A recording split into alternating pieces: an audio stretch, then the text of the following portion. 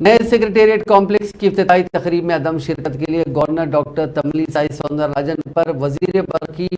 जगदीश रेड्डी की तनकीद के एक दिन बाद राजभवन ने मंगल को वजाहत की है कि इस प्रोग्राम में शिरकत के लिए हुकूमत की तरफ से कोई दावतनामा मौसूल ही नहीं हुआ था।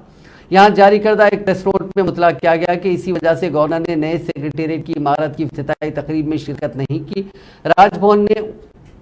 इन बेबुनियाद और झूठे इल्जामात की भी तरदीद की, जिसमें कहा गया कि गवर्नर को रियासती हुकूमत की जानिब से नए सेक्रेटेरिएट बिल्डिंग के इफ्तिताह के लिए दावतनामा रवाना करने के बावजूद उन्होंने इस प्रोग्राम में शिरकत नहीं की। पीर को जगदीश रेड्डी ने सूर्यापेट में मीडिया के नुमाइंदों से बात करते हुए कहा था कि गवर्नर ने इस तकरीब में महज इस वजह से शिरकत नहीं की क्योंकि उन्हें रियासत में हमाजहत तरक्की हजम नहीं हो रही है। वजीर बरकी ने मजीद कहा था कि मरकज की बीजेपी हुकूमत